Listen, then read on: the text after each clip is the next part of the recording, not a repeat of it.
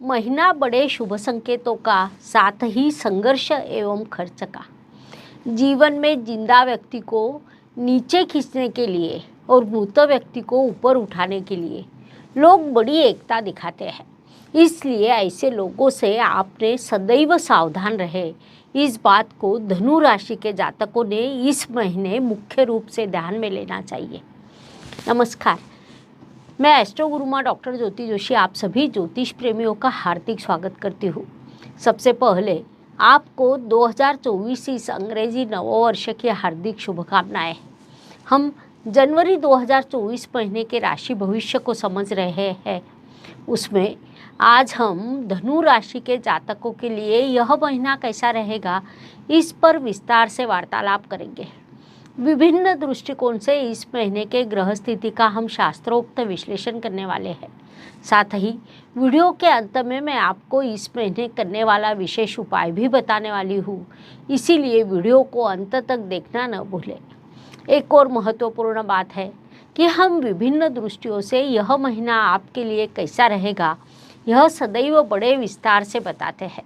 उस अनुसार इस महीने आपका अनुभव क्या रहा, यह आप हमें कमेंट द्वारा हम तक पहुंचा सकते हैं, ताकि हमारे इस मार्गदर्शन का आपको लाभ हो रहा है यह बात हम तक पहुंच सके।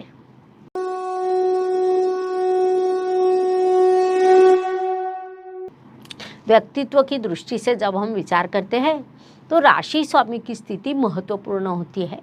धनु राशि के स्वामी गुरुदेव पंचम स्थान अर्थात क्रिएटिविटी के स्थान में विराजमान है।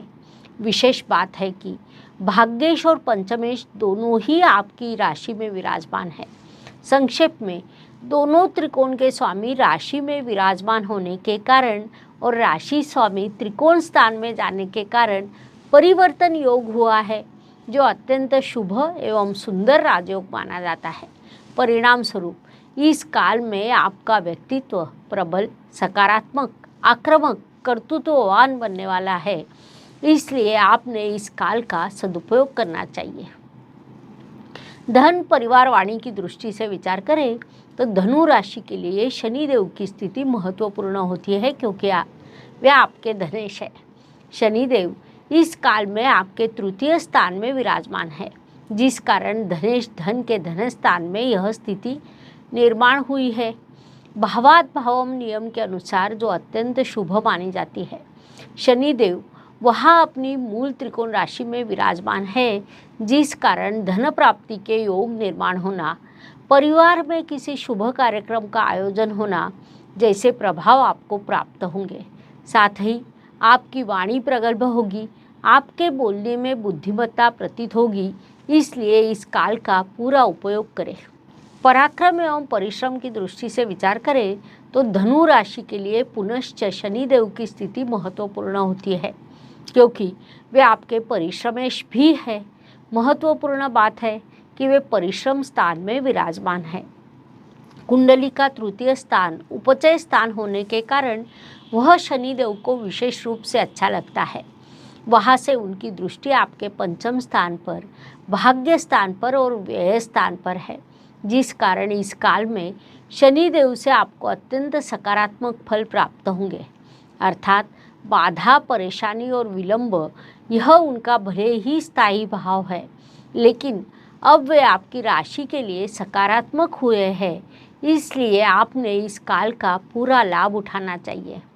वास्तु, वाहन, भूमि, सुख शांति की दृष्टि से विचार करें तो आपके चतुर्थ स्थान में राहु ग्रह विराजमान है, जिस कारण वास्तु वाहन के शुभ योग आपके लिए नहीं है।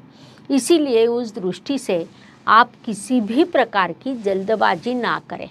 ऐसी स्थिति में घर की सुख शांति विचलित होती है, क्योंकि राहु अतिरिक्त अटैचमेंट और अतिरिक्त स्वप्न दिखाता है, जिस कारण यह मुझे ही मिलना चाहिए ऐसी भावना घर के हर व्यक्ति में निर्माण होती है। उससे विवाद बढ़ते हैं। इसलिए उस दृष्टि से आप अत्यंत जागरूक रहें। घर की सुख शांति बनाए रखने के लिए विशेष प्रयास करें, यह सलाह आपको दी जाती है। शिक्षा, संतति, प्रणय की दृष्टि से विचार करें तो धनु जातकों के लिए यह महीना अत्यंत लाभकारी कहा जा सकता है। विशेष रूप से मैनेजमेंट और टेक्निकल क्षेत्र के विद्यार्थियों को इस काल में बड़ी सफलता मिलेगी। फार्मेसी क्षेत्र के विद्यार्थी भी इस काल में विशेष सफलता प्राप्त करेंगे। पढ़ाई के लिए आप खर्चा करने वाले हैं। इष्ट देव से आपको सहयोग मिलेगा। साथ ही विवाह इच्छुक वधूवरों के विवाह जुड़ने के योग भी इस काल में निर्माण होने वाले हैं। महीने के 7 तारीख के बाद अचानक से वे आपके जीवन में किसी मित्र का प्रवेश होगा। इस बात को आपने मुख्य रूप से ध्यान में लेना चाहिए। स्वास्थ्य, कर्ज, प्रतिस्पर्धी, शत्रुओं की दृष्टि से विचार करें तो धनु जातकों के लिए यह महीना बड़ा सकारात्मक कहा जा सकता है। इस काल में आपका स्वास्थ्य अच्छा रहेगा। प्रतिस्पर्धियों पर आप विजय प्राप्त करेंगे। शत्रुओं को पीछे छोड़ देंगे। जिन्हें कर्जे की आवश्यकता हो उन्हें वह सरलता से प्राप्त होगा, लेकिन अत्यंत आवश्यक होने पर ही कर्ज का विचार करना चाहिए, अन्यथा उससे दूर रहना कभी भी उचित रहता है। संक्षेप में कई दृष्टियों से यह महीना आपके लिए सकारात्मक रहेगा। उसका आपने पूरा लाभ उठाना चाहिए। नौकरी एवं व्यवसाय की दृष्टि से विचार करें तो धनु जातकों के लिए इस महीने का प्रथम पखवाड़ा संघर्ष का, खर्च का, मानसिक तनाव का, यात्रा का रहेगा। तो दूसरा पखवाड़ा प्रगति का, नए अवसरों का रहेगा। अर्थात नौकरी एवं व्यवसाय इन दोनों मोर्चों पर महीने के प्रथम पखवाड़े में आपको संघर्ष का सामना करना पड़ेगा। दूसरे पखवाड़े में आपको प्रगति के अवसर प्राप्त होंगे। इस बात को पहले से ही ध्यान में लेते हुए आप प्रथम पखवाड़े में किसी भी प्रकार का साहस ना करें। कोई महत्वपूर्ण काम संभव हो तो टाल दें और दूसरे पखवाड़े में उसे पूरा करने का प्रयास करें, क्योंकि तब आपके लिए प्रगति के अवसर निर्माण होने वाले हैं। उसका पूरा उपयोग करें। भाग्य एवं शुभ संकेत की दृष्टि से विचार करें तो धनु जातकों के लिए इस महीने कई शुभ संकेत निर्माण हुए हैं। उसमें मुख्य रूप से कहा जाए तो राशि स्वामी पंचम स्थान में होना, भाग्येश राशि में होना, राशि स्वामी और पंचमेश में परिवर्तन योग होना, ऐसे कई शुभ संकेत आपके लिए निर्माण हुए हैं। साथ ही आपकी कुंडली का धर्म त्रिकोण अत्यंत प्रबल हुआ है। विशेष बात है कि शनि देव तृतीय स्थान अर्थात उपचय स्थान में विराजमान है। उनकी दृष्टि भाग्य स्थान पर है। संक्षेप में अत्यंत सकारात्मक ग्रह स्थिति, ऐसा हम इस ग्रह स्थिति का वर्णन कर सकते हैं।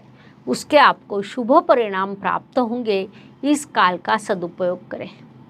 कर्म की दृष्टि से विचार करें तो धनु राशि के कर्म अधिपति व्यय स्थान में विराजमान है, जिस कारण इस काल में आप लगातार यात्रा करने वाले हैं। आपका व्यवसाय हॉस्पिटल से संबंधित हो, कारागृह से संबंधित हो, विदेश से संबंधित हो, तो इस काल में आपको बड़ी सफलता प्राप्त होगी। साथ ही कई प्रकार के खर्च और कर्म में बाधा, यह विभाग सामने आएगा, इसलिए उस दृष्टि से सावधान रहे, यह सलाह दी जाती है। लाभ की दृष्टि से विचार करें तो धनु राशि के लिए शुक्र देव की स्थिति महत्वपूर्ण होती है, क्योंकि वे आपके लाभेश है। शुक्र देव लाभ प्रदान करने वाले ग्रह होने के कारण धनु जातकों को वे कई बार कई पद्धतियों से धन लाभ होता है। अब शुक्र देव आपके लाभेश होकर गोचर से व्यय स्थान में विराजमान है, जिस कारण लाभेश ही आपको खर्च करने के लिए प्रवृत्त करेगा। इसलिए उस दृष्टि से जागरूक रहे, यह सलाह दी जाती है। व्यय एवं परदेश गमन की दृष्टि से विचार करें तो धनु राशि के व्यय अधिपति राशि में विराजमान है, जिस कारण कुछ खर्च, अप्रत्याशित खर्च आपको इस महीने लागू रहेंगे। उन खर्चों में आपको मित्र से सहयोग मिलेगा। विपरीत परिस्थिति में मित्र आपकी सहायता करेंगे। उसके बाद आपकी लगातार प्रगति होती रहेगी। इस बात को मुख्य रूप से ध्यान में लेना चाहिए। वैसी मानसिकता पहले से बना ले, यह सलाह दी जाती है। जीवन सुख दुख और उतार चढ़ाव से भरा होता है। कोई भी व्यक्ति संपूर्ण सुखी या संपूर्ण दुखी नहीं हो सकता। उस अनुसार हर दिन सभी के लिए समान हो नहीं सकता। महीने के कुछ दिन सुख, समाधान, सफलता लेकर आते हैं, तो कुछ दिन संघर्ष, कठिनाइयाँ और तनाव से भरे होते हैं।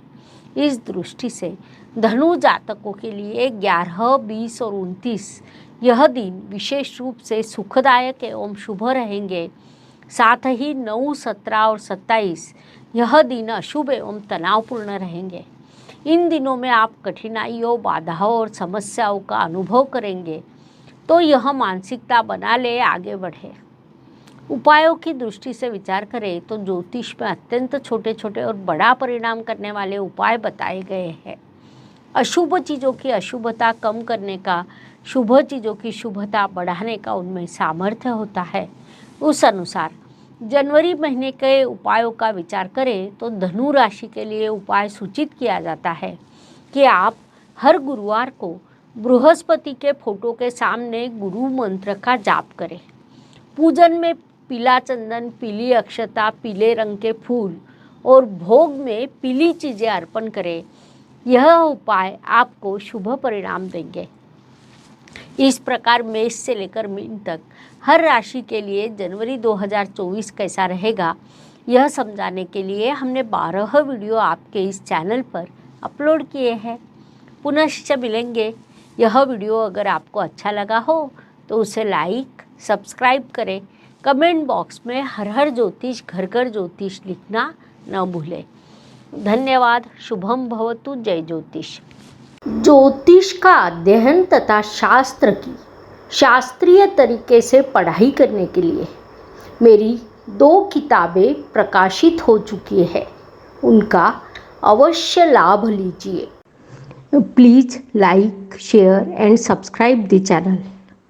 और हाँ, बेल आइकॉन दबाना ना भूलें। धन्यवाद।